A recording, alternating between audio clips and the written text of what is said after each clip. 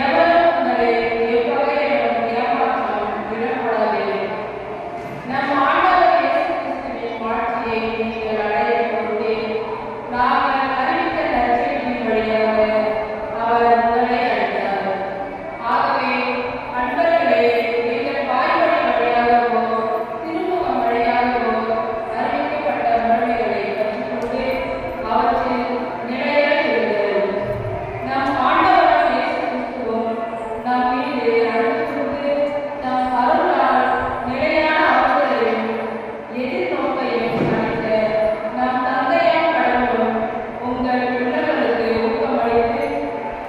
நல்லதையே சொல்லவும் செய்யவும் உங்களை உறுதிப்படுத்துவார்களாக.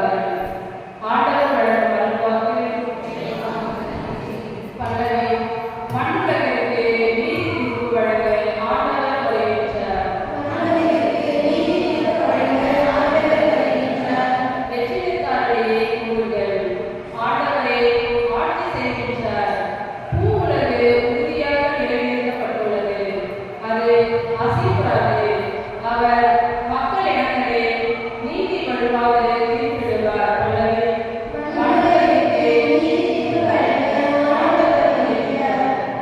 விண்ணுலகம் அழிவதாக, மண்ணுலகம் அழிவுவதாக, கடலும் அதில் நிறைவுள்ளனவும் முழங்கட்டும், வயல்வெளிகளும் அதில் உள்ள அனைத்தும் கழிவுவிடும். பல்லவி.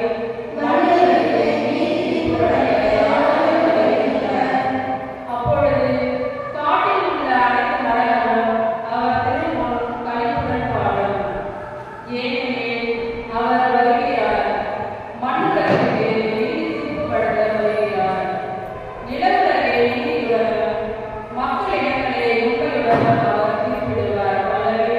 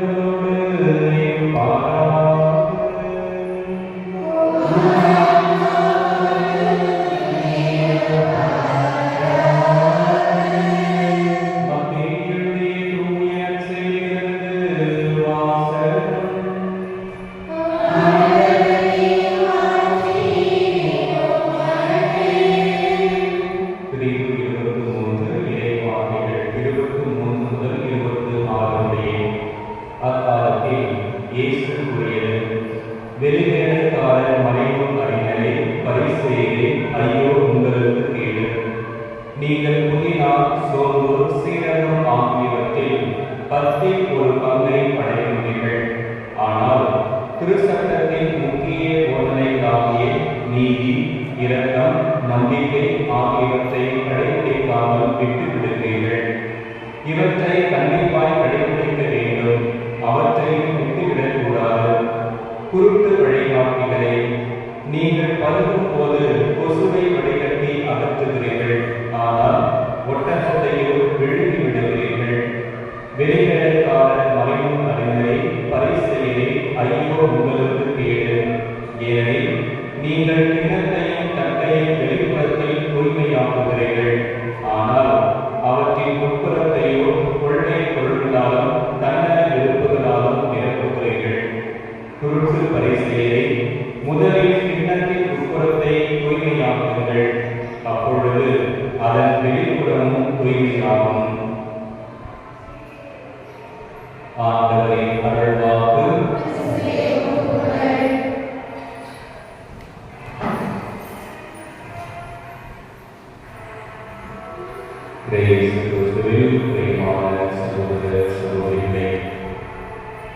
இன்றைய இறைவார்த்தை வழிபாடானது நாம் நல்லதை சொல்லவும் நல்லதை செய்யவும் அழைக்கின்றது. இன்றைய முதல் வாசகங்களை பார்க்கின்ற பொழுது தெசலோனிக்க நகர மக்களுக்கு திருத்தூதர் எழுதிய கடிதத்திலிருந்து நாம் வாசிக்கிறோம். தெசலோனிக்க நகர மக்களுக்கு திருத்தூதர் பவுலடியார் நற்செய்தியை அறிவித்துவிட்டு அவர் மற்றொரு இடத்திற்கு சென்றிருக்கிறார். அவர்களை கிறிஸ்துவ நம்பிக்கை உறுதிப்படுத்திய பிறகு பல இடங்களுக்கு சென்று நற்செய்தியை அறிவிக்கிறார். அப்படி பல இடங்களுக்கு சென்று அவர் நற்செய்தி அறிவிக்கின்ற பொழுது இந்த தெசலோனிக்க நகரத்தில் இருந்த மக்கள் மத்தியில் கோடி போதகர்கள் தோன்றி கடவுளை பற்றிய தவறான கருத்துக்களை மக்கள் மத்தியில் அவர்கள் பரப்பி வந்தார்கள். அதிலும் குறிப்பாக ஆண்டவர் இயேசு கிறிஸ்துவினுடைய இரண்டாம் வருகையை பற்றி பல தவறான கருத்துக்களை மக்கள் மத்தியில் அவர்கள் பரப்பி வந்ததால் அங்கிருந்த மக்கள் நம்பிக்கையை இழக்க ஆரம்பித்தார்கள். ஒரு சில நேரத்தில் அவர்கள் அச்சமடைந்தார்கள். இங்கே நம்முடைய வாழ்க்கை விரைவாக முடிந்துவிடுமோ என்கின்ற பயம் அவர்களை ஆட்கொண்டு விடுகிறது. உதாரணமாக நாம் பார்ப்போம் என்றால் 2000 ஆண்டில் உலகம் முடிந்துவிட்டது என்று சொல்லி பல பேர் அந்த சமயத்தில் பேசிக் கொண்டிருந்தார்கள். எனவே 2000 ஆண்டு வந்தபோது பல பேர் உலகம் முடிவதற்கு முன்பாக தங்களுடைய வாழ்க்கையை அவர் அழைத்துக் கொண்டதாக நாம் செய்தித்தாள்களை படித்தோம். காரணம் 2000 ஆண்டில் ஆண்டவராக கடவுள் வருவார், அப்போது இந்த உலகம் ஆண்டு முடிந்துவிடும் என்ற ஒரு தவறான நம்பிக்கையை அவர்கள் இருந்த காரணத்தினால் அவர்கள் தங்களுடைய வாழ்க்கையை அவர் முடித்துக் கொள்கிறார்கள். அதே போன்ற ஒரு தவறான கருத்தினை இந்த தெசலோனிக்க நகர மக்கள் மத்தியில் நம்பிக்கையாளர் மத்தியில் இந்த போதை போதகர்கள் அறிவிக்கிறார்கள். இதை கேள்விப்படுகின்ற திருப்புதர் பவுலடியார் அவர்களுக்கு கடிதம் எழுதினார். எங்களுடைய வாய்மொழியாகவோ திருமுகம் வழியாகவோ அறிவிக்கப்பட்டவற்றை மட்டும் நீங்கள் நிலையாக இருக்கிறீர்கள். நாங்கள் உங்களுக்கு என்ன சொன்னமோ அதை மட்டும் தெளிவாக அறிவிக்கிறேன். உங்களுக்கு திருமுகத்தின் வழியாக கடிதத்தின் வழியாக உங்களோடு நாங்கள் பேசிக் கொண்டிருக்கிறோம். எனவே அதில் என்னென்ன குறிப்பிடப்பட்டுள்ளதோ அவற்றை மட்டும் கடைபிடித்து அது நிலையாக இருங்கள். ஆண்டவராக இயேசு கிறிஸ்து தந்தையார் கடவுளும் உங்களுக்கு நல்லதையே சொல்லவும் நல்லதையே செய்யும், உங்களுடைய உள்ளங்களையும் உங்களுடைய மனதையும் உறுதிப்படுத்துவாராக என்று சொல்லி இன்றைய முதல் வாசகத்தை அவர்கள் கொடுத்திருக்கிறார். நற்செய்தி வாசகத்திற்கு வருகின்ற பொழுது ஆண்டவர் இயேசு பரிசேயர்களையும் மறைவு அறிஞர்களையும் கடுமையாக சாடுகிறார். குருட்டு வழிகாட்டுகளே என்றும் ஐயோ உங்களுக்கு கேட்கும் என்றும் அவரை கடுமையாக சாடுகிறார். காரணம், அவர் நல்லதை பேசுவோம் இல்லை, நல்லதை செய்யவும் இல்லை. நாம் யாக்கோபு எழுதிய திருமுகத்தை படித்து பார்ப்போம் என்றால் ஒருவருக்கு நன்மை செய்ய இருக்கிறது அதை செய்யாவிட்டால் பாவம் என்று யாக்கோபு மிக அருமையாக குறிப்பிடுகிறார். இந்த பரிசேயர்களும் மறைவு அறிஞர்களும் கடவுளுக்கு 10% கொடுக்க வேண்டும் என்பதை தன்னும் கருத்துமாக எடுத்து செல்கிறார். ஒரு தொகையா ஒரு பத்தமணி கீழே அதில் கூட 10% கடவுளுக்கு காணிக்கையாக கொடுக்க வேண்டும் என்பதில் அவர் உறுதியாக இருந்தார். நல்லதுதான். ஆனால் அதைவிட முக்கியமான போதனையாக கருதப்படுகின்ற நீதி, இரக்கம், நம்பிக்கை ஆகியவற்றில் அவர் அப்படியே விட்டுவிடுகிறார்.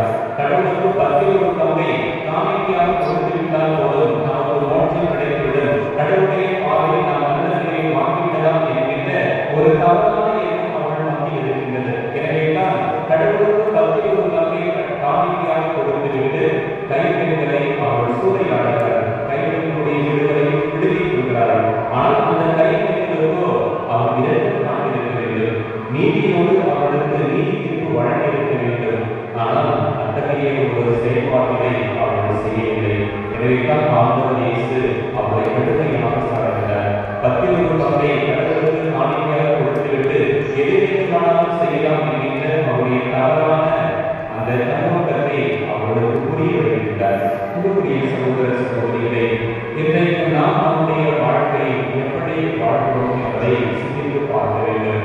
எப்படி அந்த பரிசேயர்களும் மறைவு அறிஞர்களும் வெளிப்புறத்திற்கு அதிக முக்கியத்துவம் கொடுத்தாரோ அதே போல இன்றைக்கு நாம் ஒவ்வொருவரும் வெளிப்புறத்திற்கு அதிக முக்கியத்துவம் கொடுக்கிறோம். நம்ம கோயிலுக்கு போகணும், கடவுளுக்கு காணிக்கை கொடுக்கணும், அதற்கு நாம் முக்கியத்துவம் கொடுக்கிறோம். ஆனால் இதயத்திற்கு நாம் முக்கியத்துவம் கொடுக்கிறோமா? அது இதயத்தில் உடைகின்ற இறைவனுக்கு நாம் முக்கியத்துவம் கொடுக்கிறோமா என்பதுதான் மிகப்பெரிய கேள்வியாக இருக்கிறது. நம்முடைய வாழ்க்கையில் நாம் நீதி, இரக்கம், நம்பிக்கை ஆகிய திருச்சட்டத்தின் முக்கிய போதனைகளை நம்முடைய வாழ்க்கையில் நாம் கடைபிடிக்கிறோமா என சிந்தித்து பார்க்க வேண்டும். வெளிப்படத்திற்கு கொடுக்கிற முக்கியத்துவத்தை நம்முடைய இதயத்திற்கும் நாம் கொடுக்கும் என்றால் நாம் எப்பொழுதும் நல்லதையே பேச முடியும், நாம் எப்பொழுதும் நல்லதையே செய்ய முடியும் என்பதுதான் ஆண்டவர் இயேசு நமக்கு கொடுக்கின்ற அழைப்பாக இருக்கிறது. இன்றைக்கு நாம் வெளிப்படத்திற்கு கொடுக்கின்ற முக்கியத்துவத்தை கூட நம்முடைய இதயத்திற்கும் நாம் முக்கியத்துவம் கொடுத்தோம் என்றால் நம் ஆண்டவர் இயேசு கிறிஸ்து நம் தந்தையார் கடவுளும் நமக்கு நல்லதையே சொல்லவும் நல்லதையே செய்யவும் நம்முடைய உள்ளங்களை நம்முடைய மனங்களை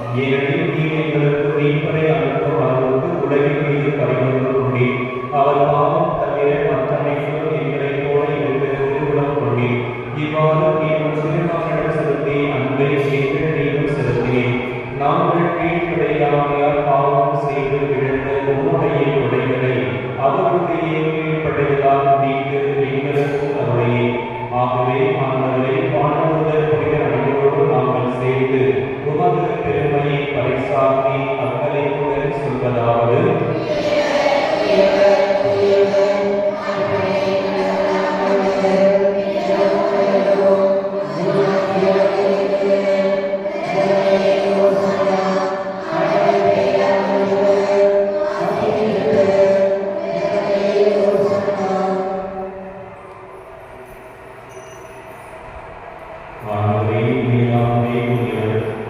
தூய்மை அனைவருக்கும் ஒன்று.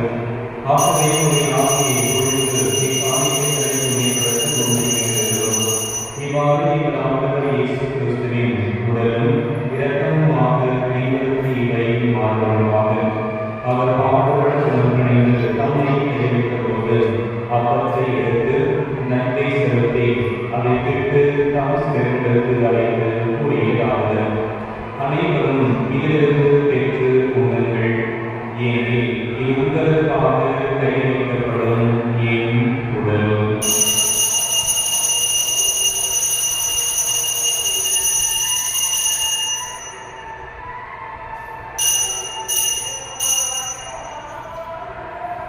அவனுடைய இருந்ததை அருந்தியபின் கிண்ணத்தை எடுத்து மீண்டும் மக்களத்தை கூறி தாம் சிலருக்கு அழைத்து அவர் கூறியதாவது: அனைவரும் இதிலிருந்து பெற்று பருகுங்கள், ஏனெனில் இது புதிய நிலையான உடன்படிக்கைக்குரிய என் இரத்தத்தின் கிண்ணம்.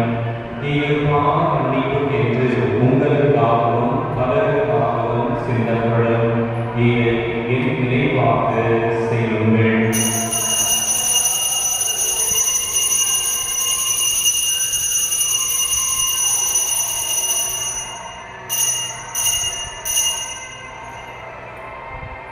நம்பிக்கையின் மறைபொருள்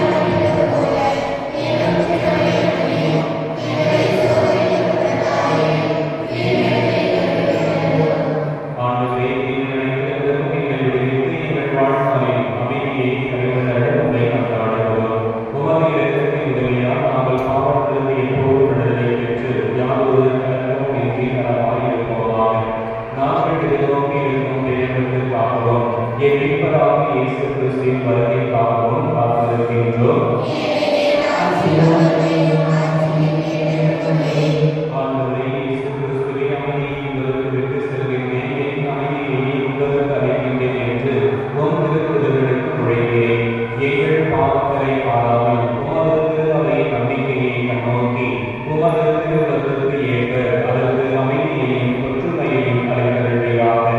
என்றென்றும் வாழ்ந்து ஆட்சி செய்கின்றவர் நீரே. ஆண்டவருடைய அமைதி உங்களோடு என்றும் எப்பொழுதும் இருப்பதாக.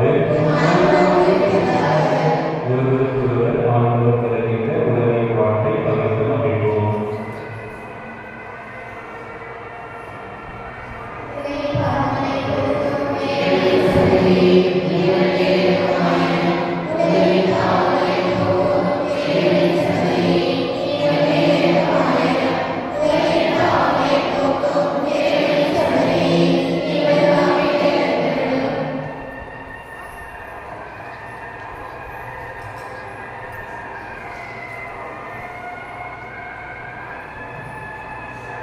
இதோ இறைவனின் செம்மறி, இவரே உலகின் பாவங்களை போக்குகிறவர். நாம் நல்லதையே சொல்லவும் நல்லதையே செய்யவும் நம்முடைய நல்லதை நம்முடைய மனதை உறுதிப்படுத்துகின்ற ஆண்டவர் இவரே. இவருடைய திருவிழாவிற்கு அழைக்கப்பட்ட நாம் ஒவ்வொருவரும் பெறுகின்றோம்.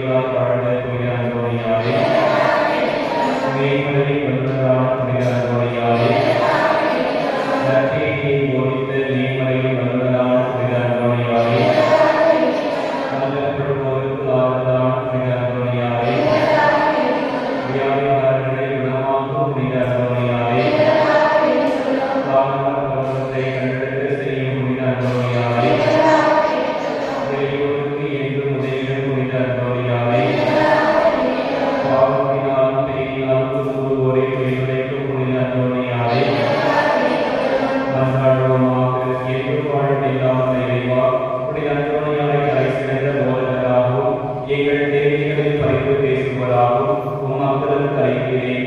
அவருக்கு உதவியால் நாங்கள் கிறிஸ்துவ வாழ்வு நெறிகளை கடைபிடிக்கவும் எங்களுக்கு நேரிடும் பின்னல்கள் எல்லாம் உமது ஆதரவை கண்டுணரவும் செய்தவர்களாக எங்கள் ஆதரவு ஆகிய கிறிஸ்து வழியாக உண்மை கொண்டாடுகின்றோம்.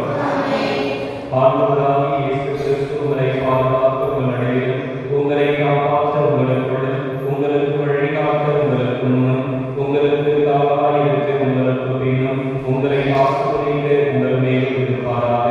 எல்லாம் உங்களிடையும் தந்தை, மகன், தூய ஆவியின் பெயராலே. மன்றாடுவோமாக. ஆண்டவரே, உமது இரக்கத்தின் இருந்து எங்களுக்கு முழுமையான நற்கருமங்களை செயல்பட உம்மை வேண்டுகின்றோம். அதனால் நாங்கள் உமது இரக்கத்தில் முழுமையாக நிலைத்திருந்து அனைத்திலும் உமக்கு உகந்தவர்களாக இருக்க தகுதி பெறுவோமாக. எங்கள் ஆண்டவராகிய கிறிஸ்து வழியாக உம்மை மன்றாடுகிறோம்.